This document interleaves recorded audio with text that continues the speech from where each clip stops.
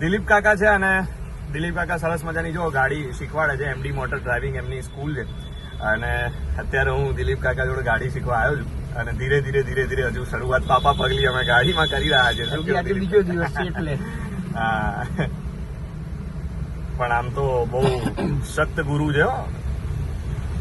કઈ આગુ બાજુ થાય તો તપલીએ મારી દે દિલીપ કાકા. આ સોટી વાગે ચમચમ બીજે આવે ગમ ગમે. અત્યારના શિક્ષકો મારી નથી શકતા એટલે ભણાવી નથી શકતા. હા, એક્સિલેટર ઉપર પગ મૂકો. ઓકે. હા, એકદમ ત્યારથી ધીરે ધીરે દબાવો. ધીરે ધીરે એકદમ ત્યારથી ઝટકો ના સ્મૂથ ગાડી ચલાવો. તમારી બાજુ રાખો, તમારી બાજુ. હા, રાઈટ રાઈટ. હા, દૂર જુઓ. હા, આપો ધીરે ધીરે. હા, ધીરે ધીરે દબાવો એટલે ડર નહીં લાગે. હા, ક્લચ દબાઈ દો આખો. ક્લચ દબાઈ દો. કરો બીજો ગિયર. પાછળ પાછળ પાછળ. હા, થોડો ક્લચ આખો. ક્લચ છોડી દો. ક્લચ છોડી દો. છોડ્યો. ઓળાવો તમારી બાજુ. તમારી બાજુ કોને કહેવાય? ઓકે. હા, બિનદાસ ડર્યા વગર ચલાવો. ડરવાનું નહીં.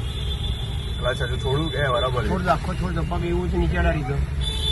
ખાલી તમે આંખો ફેરતી રાખો. અહીંયા સાઈ ક્લાસમાં જુઓ. પાછળથી કોણ આવે છે નહીં જુઓ, આગળ જુઓ. અહીંયા જુઓ, આગળ જુઓ. બસ પછી આગળ જુઓ. પેલું બિલ્ડિંગ દેખાય ત્યાં સુધી ઝાડુ પર જુઓ. અહીંયા આવું ઝાપકો નહીં મારવાનો. સીધું કરી લો. રાઈટ કરો. ઝટકા વાગે છે નહીં? નહીં વાગતા. અચ્છા, નીચે આવી છોડી દો આખો. ક્લચ આખો છોડો. એક્સિલેટર ઉપર ખાલી પગ મૂકો, દબાવવાનું નથી. અને ઓકે. અંગૂઠો નહીં મૂકતા, અડધો પંજો મૂકજો. ઓકે, એક્સિલેટર ઉપર હા, અડધો પંજો મૂકો ખાલી. ક્લચ આખો આ છોડો. રીતે જોવે. આમ અંગૂઠો નહીં, આમ પંજો. મૂક્યો. બસ ઉપર આંખો ફેરવી રાખો. ઓકે. હા, તો બધું એની જાતે થઈ જશે. બધું જો. વાહ. જય શ્રી રામ. એ કાકા અમારો અહીંથી એવું છે? દાડામાં 100 વખત નીકળ્યું તો 100 વખત જય શ્રી રામ બોલવાનું. મારી ગાડી કાકા જોઈ જાય એ બી આમ અંદર આમ હાથ ઊંચા કરી દે. જય શ્રી રામ.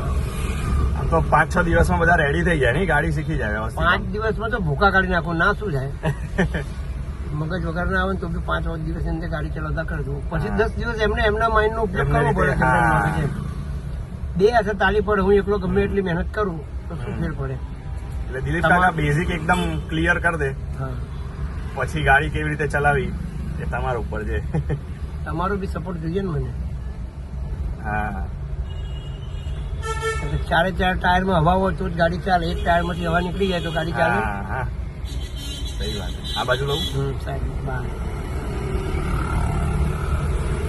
આ જો મારો હજુ બીજો દિવસ છે અને બીજા દિવસમાં મને આટલે સુધી ગાડી ચલાવતા આવડી ગઈ છે. એટલે મતલબ આવડી તો નહીં, દિલીપ કાકા બાજુ બેઠા છે એટલે હું થોડી ઘણી ચલાવી શકું છું. બાકી એકલો હોય તો અત્યારે ઠોકી દીધી હોત. ચલાવો તો તમે જાતે. હા. અહીંયા હું કશું કરું છું ખરો? કોઈ વસ્તુ હું યુઝ કરું છું? ના ના ના, મારો હાથ સ્ટીરિંગ ઉપર આવે છે?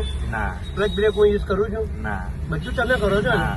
પણ હું બોલું ત્યારે કરો છો ને. હા. આ વસ્તુ તમે જાતે કરતા થઈ જાવ એટલે તમને આવડી ગઈ છે. હા, હા, બરાબર. એટલે અત્યારે બોડી તમારી ચાલે છે પણ દિમાગ મારું ચાલી રહ્યું છે. હા. હવે દાખલા છે કે આપણે લેફ્ટ સાઈડ પડી ગઈ છે, બરાબર, તો તમારી જોવાની દ્રષ્ટિ ખોટી છે એટલે ગાડી ખોટી જગ્યાએ જાય છે. હું કશું કહેતો નથી તમને વડાવવાનું, ખાલી તમને સાચી જગ્યા જ બતાવું છું. બરાબર, સિગ્નલ આપી દો લેફ્ટ સાઈડ. ઓકે. હા, લેફ્ટ સાઈડ. હવે આ ભાઈને જોઈને આમ ડાબી બાજુ પેલી ગાડી ગઈ ને એને જુઓ. હા, એ ગાડી 407 ગઈ ને એને જોજો કરો. જુઓ એની જાતે રિઝલ્ટ આવે છે. મેં તમને કઈ જ કીધું જુઓ. હા, છેક સવારી કોણ 4 રસ્તા સુધી દૂર જોજો કરો. હા, જો. હવે આ કોને વળાય? તમે વળાય કે મેં વળાય? મેં વળાઈ. આ સીધી કોને કરી? તમે કરી કે મેં કરી? મેં કરી. બરાબર, તમે જ કરી ને. હા. બધું તમને આવડે છે ને. હા. તો તમે જાતે કેમ નહીં કરતા? કેમ કે તમારી જોવાની દ્રષ્ટિ ખોટી છે એટલે ગાડી ખોટી જગ્યાએ જાય છે. ગાડી ચલાવતા તમને આવડે જ છે. હા. બરાબર, બસ ખાલી હું તમારી દ્રષ્ટિ બદલાવું છું, બીજું કંઈ કરાવતો નથી. આ મારી ગોડ ગિફ્ટ. હા, એટલે માર્ગદર્શન આપવું જરૂરી છે, પછી તો આવડી જાય. માર્ગદર્શન આપવા વાળું સાચું જોઈએ દિલીપ કાકા. માર્ગદર્શન મળી જાય એટલે આવડી જાય. અને ખરેખર સરસ એવી ગાડી શીખવાડે છે દિલીપ કાકા. અને તમે એમને કીધું એવું કે કઈ વચ્ચે પડતા નથી, ખાલી બાજુમાં બેઠા બેઠા કઈ ભૂલ થાય તો ટોકે છે અને ગાડી આવડી જાય છે અમને 4-5 દિવસમાં. એવું છે.